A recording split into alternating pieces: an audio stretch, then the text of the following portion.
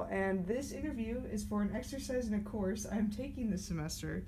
For the purposes of this exercise, do you consent to being interviewed and recorded? I do consent to be interviewed and recorded.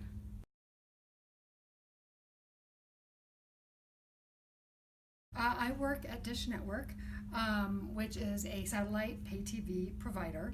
I work in our programming department, which is a very exciting department. We do all of the programming deals, so we negotiate with all the big networks, in order to carry those networks, package them, and then sell them to our customers.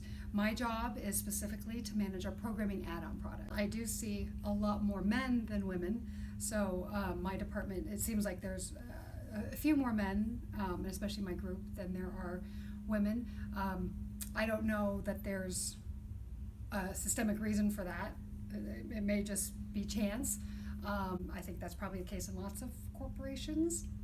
But yeah, in terms of what people do, I don't notice any sort of disparity. There are top female deal makers and lead male deal makers, and I don't see a big difference in that.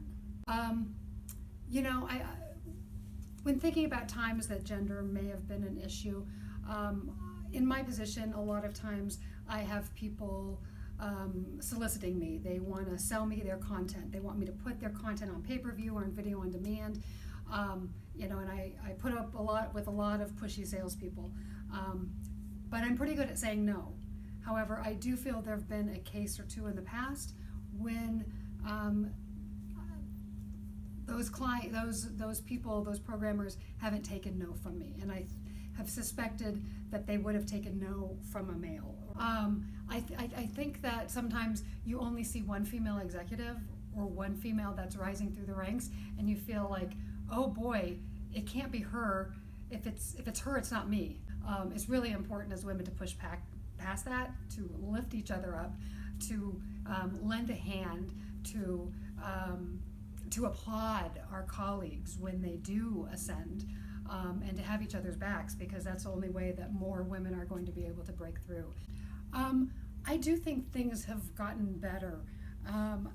Specifically here, Dish Women's Network was formed. Actually, somebody I hired is the one that formed that big organization here. I could not have been more proud. That was, meant to foster training, leadership series, lectures, all that kind of thing. That seemed unheard of 10 years ago, or especially 20 years ago. To just have that sort of network of women, of people to reach out to. And there are a lot of men that are members of that organization. So it's about forging relationships and allies within the workplace. And I think that's an important thing that's also changed. When you're facing that sort of adversity and you feel like you're being targeted, maybe because you're a woman or you're feeling those biases, I think the important thing is to keep your eyes on the prize. Because the most important thing is, in that situation, is you need to evaluate.